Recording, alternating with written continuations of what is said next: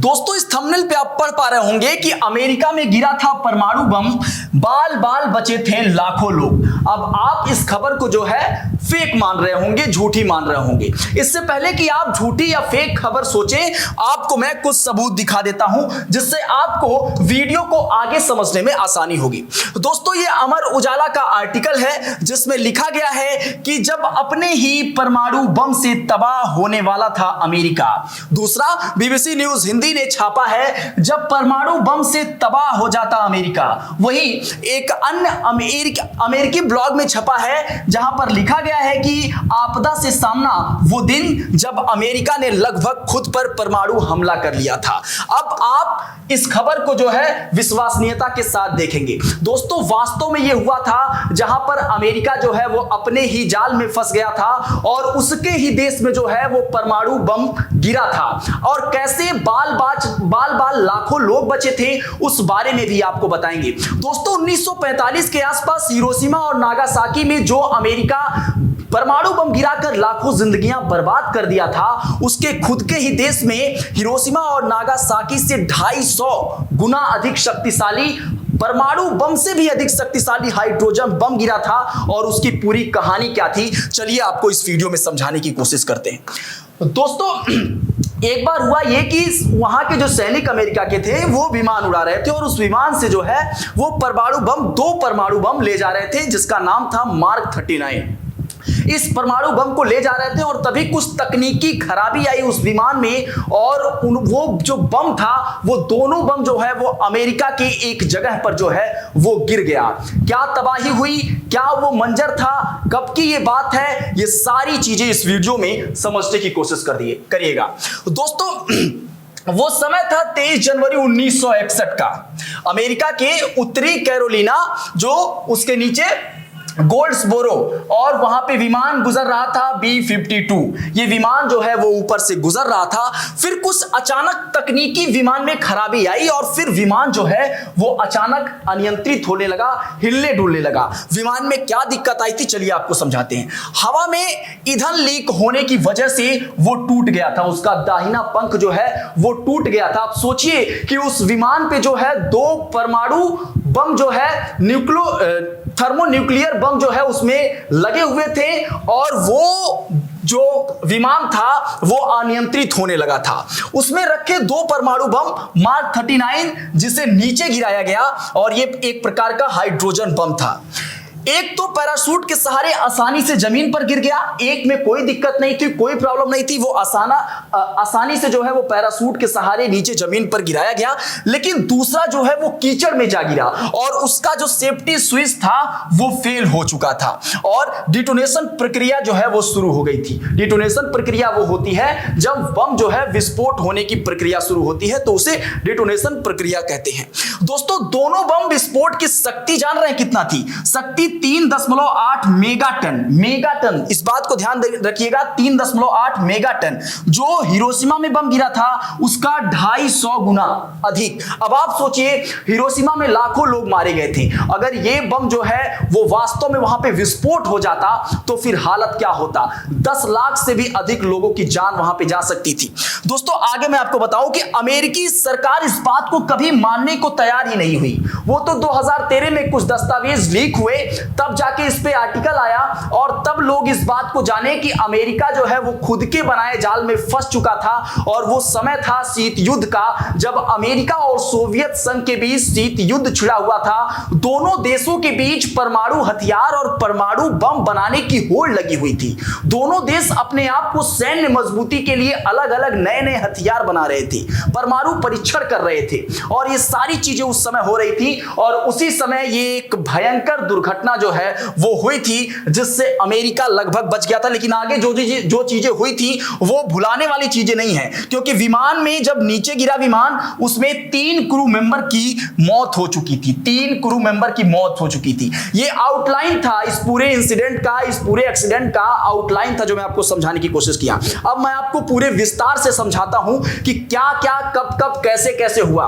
दोस्तों जैसा कि मैंने आपको बताया कि 23 जनवरी 1961 की ये बात है जब ये कांड हुआ और यहाँ पे गोल्ड्सबोरो में ये जो बम था परमाणु बम वो गिरा। दोस्तों B-52 संयुक्त राज्य अमेरिका के अटलांटिक तट के आसपास 24 घंटे अलर्ट मिशन पर था। जैसा कि मैंने आपको बताया कि शीत युद्ध उस समय हो रहा था सोवियत संघ और अमेरिका के बीच, एकदम दोनों देश जो है वो कहीं ना कहीं अलर्ट मिशन पर थे।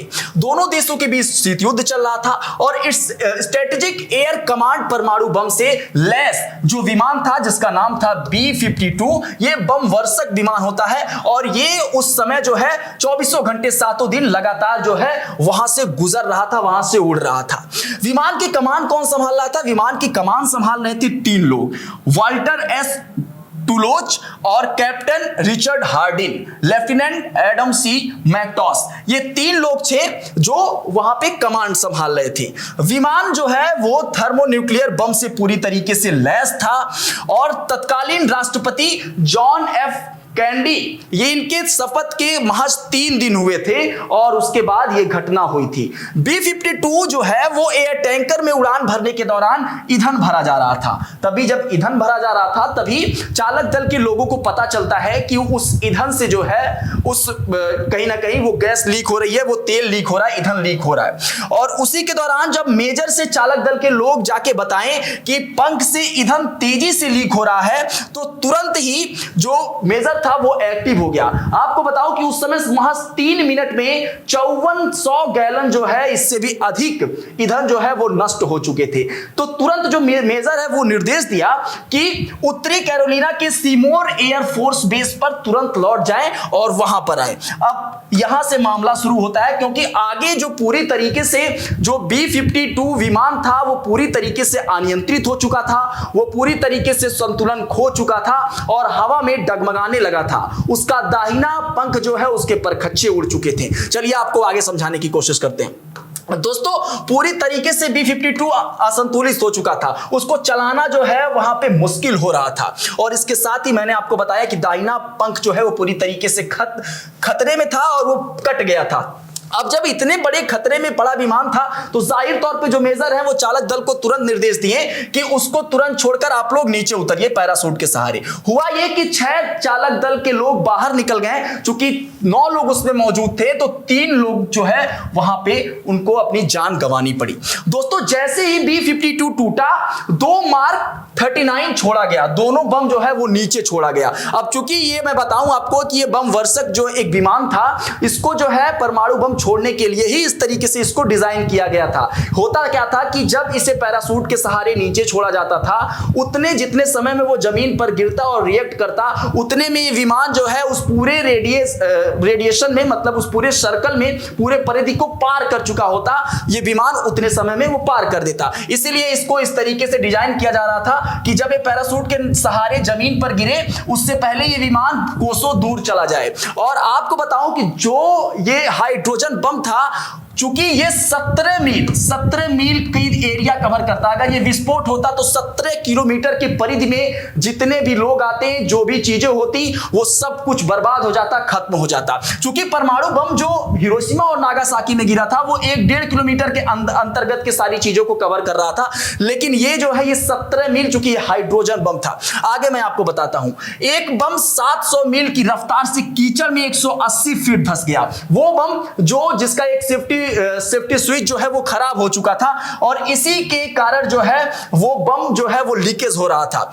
थर्मोन्यूक्लियर विस्फोट के आवश्यक 6 चरणों में से 5 चरण जो है वो जो बम गिर के नीचे गिरा हुआ था, वो 6 में से जो थर्मोन्यूक्लियर बम का 6 चरण होता है उसमें से 5 चरण को वो जो पूरी तरीके से वो पार कर गया था। 6वां चरण था, लेकिन वो एक कम वोल्टेज वाली स्विच थी जो खराब हुई और उसकी वजह से चीजें जो है यहां पे अच्छी हो गई अमेरिका के दृष्टिगत अगर कहें। दूसरा बम पैराशूट की प्रणाली के हिसाब से ठीक काम किया और वो सुरक्षित जमीन पर गिर गया। इसको, इस पूरे घटनाक्रम को सैनिक कोड में नाम दिया गया ब्रोकन एरो। ये वो घटना थी जब अमेरिका बाल बाल बचा था बर्बाद होने से। कई लाख लोगों की इसमें जान जा सकती थी, लेकिन किसी तरीके से अमेरिका इस घटना पर काबू पाया, बच गया, वो महज एक कम वोल्टेज वाले स्विच की वजह से। दोस्तों अभी तक मैंने जितनी भी बातें आपको बताई हैं, आपको बार बार ये सुनने में आ रहा होगा विमान B-52 और उसके साथ ही ये हाइड्रोजन बम जिसका नाम है मार्क 39।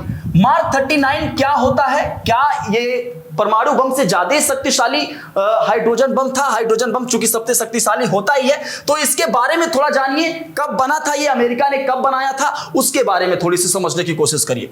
एक थर्मोन्यूक्लियर हथियार है जो शीत युद्ध के दौरान जो है 1957 में बनाया गया था अमेरिका के द्वारा। दोस्तों हुआ क्या कि इसमें परमाणु विखंडन यानी फिशन और संलयन यानी फ्यूजन की प्रक्रिया होती है। दो प्रक्रिया क्या होती है मैं आपको आगे वीडियो में पूरे विस्तार से समझाने की कोशिश करता हूं। यह मार्क 28 बम का संशोधित संस्करण है और इसी सीरीज के कई बम बनाए गए और उसमें से जो है ये 39 था, जहां पे ये मार्क 28 का एक संस्करण है, संशोधित संस्करण है। पहली हाइड्रोजन बम परीक्षण 1952 में हुआ था दोस्तों, जिसका नाम रखा गया था आईवी माइक नाम से। अमेरिका में 1952 में पहला हाइड्रोजन बम का परीक्षण हुआ था। लेकिन कहा जाता है कि यह परीक्षण जो है ये वाले बम का नहीं किया गया था, मतलब मार्क 39 हाइड्रोजन बम का परीक्षण नहीं किया गया था। इसके अलावा इसका परीक्षण एक ऑपरेशन हार्ट अटैक नाम से 1957-58 में प्रशांत महासागर में किया गया था और उसमें जो है इस मार्क 39 हाइड्रोजन बम का परीक्षण किया गया था, यह उल्लेख मिलता है। इसके साथ ही इस बम का वजन जो है वो 400 किलोग्राम होता है, हल्का होता है ये बम, लेकिन विनाशकारी बहुत ज्यादा होता है। और B-52 बम वर्षक विमान के माध्यम से तैनात किया जाता है। जिस हवाई जहाज, जिस विमान की बात मैं कर रहा था, B-52 विमान की बात कर रहा था, उसके माध्यम से जो है इसको तैनात किया जाता है मार्क 39 हाइड्रोजन बम को। इसके अचानक विस्फोट रोकने के लिए PAL नाम की एक तकनीकी होती है जिसका नाम होता है परमिटिव एक्शन लिंक, इसमें एक्टिव कर दिया जाता है ताकि अगर विस्फोट भी रोका जा सके। अब आपको समझाने की कोशिश करते हैं दोस्तों कि ये जो हाइड्रोजन बम है वो काम कैसे करता है। यहां पे एक तस्वीर नजर आ रही होगी आपको, यही है हाइड्रोजन बम। हाइड्रोजन बम कैसे काम करता है ये भी समझिएगा। अगर यहां से इस चीज को हटा दिया जाए तो ये परमाणु बम बन जाएगा और इसके साथ इस चीज को ऐड कर दिया जाए तो फिर ये हाइड्रोजन बम बन जाएगा। यहां पे आप चीजों को समझने की कोशिश करिए। अगर आपने पहली चीज देखिए, यहां पर ये एटम बम है, ये जिसको फिजन बम बोलते हैं। इसके ऊपर एक लेयर लगी हुई है रेड कलर की, इस लेयर को कहते हैं केमिकल बम ऑफ आउटसाइड। जो आउटसाइड में लगा हुआ है ये केमिकल बम होता है। ये जो केमिकल बम होता है ये फिजन बम एटॉमिक बम से जो है रिएक्ट करता है और फिर ये गर्म एनर्जी प्रोड्यूस करता है, एक ऊर्जा उत्पन्न करता है।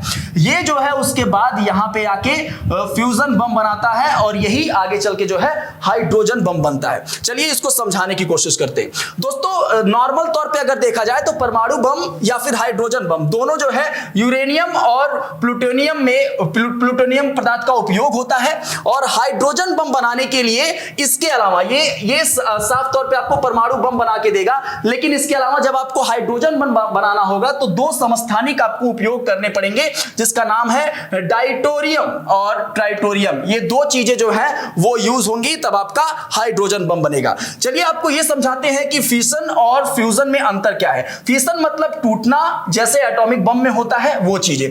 मान लीजिए ये फिशन है, यहां पे चीजें टूट रही हैं और इसको आसानी से न्यूक्लियर बम जो है वो आसानी से पदार्थ में टूटता है और इसी को कहते हैं फिशन और ये एटॉमिक बम बनाने में काम आता है। लेकिन जब फ्यूजन का बात करते हैं तो इसका मतलब है जुड़ना, और दो एटॉमिक जो न्यूक्लियर पदार्थ होते हैं वो जुड़ना नहीं चाहते हैं। जुड़ने के लिए क्या करना पड़ता है, बहुत अधिक टेम्परेचर जो है तकरीबन सूरज के इतनी, उससे या थोड़ी सी कम, उतनी टेम्परेचर को जो है वहां पे मेंटेन करना पड़ता है और ये प्रक्रिया जो है विद इन 1 सेकंड के 6000वें भाग में ही ये सारी चीजें संपन्न होती हैं। तो ये इतनी ज्यादा टेम्परेचर इसके अंदर प्रोड्यूस किया जाता है जब यहाँ पे केमिकल बम और फ्यूजन बम जो है एक साथ मिलकर रिएक्ट करता है और उसके बाद यहाँ पे फ्यूजन बम में आके ये रिएक्ट करके वो उस तरीके की हीट प्रदान करता है और उसके बाद यहाँ पे हाइड्रोजन बम बनता है। अब चूंकि मैंने आपको बताया कि दोनों मतलब दो न्यूक्लियर बम जो है वो आपस में मिलते नहीं हैं, वो तब मिलेंगे जब उस तरीके की एनर्जी और उस तरीके का गर्माहट, उस तरीके का संपीड़ितता जो है उसमें पैदा की जाएगी। तो वहां पे जब पैदा किया जाता है उसके बाद जो है ये रिएक्ट करता है और यहाँ पे हाइड्रोजन बम बनता है। तो ये पूरी जानकारी थी कि कैसे अमेरिका में जो है बम गिरते गिरते बच गया, कौन सा बम था, कौन सा विमान था और कैसे लाखों लोगों की जिंदगी जो है वो बर्बाद होने से बच गई। दोस्तों ये बात मैं इसलिए बता रहा हूं क्योंकि अभी बीते दिनों भारत और पाकिस्तान की मध्यस्थता को लेकर डोनाल्ड ट्रंप ने जिस तरीके से बातें की, और पूरी दुनिया में कहा जाता है कि अमेरिका जो है वो तमाम जो परमाणु हथियार हैं उसको वॉच करता है, उसकी निगरानी करता है, और वो कहीं ना कहीं उसके कंट्रोल में है। तो ये चीजें समझानी कि जिसके कंट्रोल में, अमेरिका के कंट्रोल में, अमेरिका जिस चीज को वॉच करता है, जिस परमाणु बम को वो वॉच करता है, वही अमेरिका अपने लापरवाही की वजह से, अपनी चीजों की वजह से एक समय बहुत बड़े संकट से कहीं ना कहीं ग्रसित होने से बच गया और लाखों लोगों की जिंदगी बच गई। ये दोस्तों, ये स्टोरी आपको कैसी लगी और जिस तरीके से मैंने आपको समझाया कैसे लगा, अपनी प्रतिक्रिया इस पर दीजिएगा। बने रहें मीडिया लैंड नेटवर्क के साथ।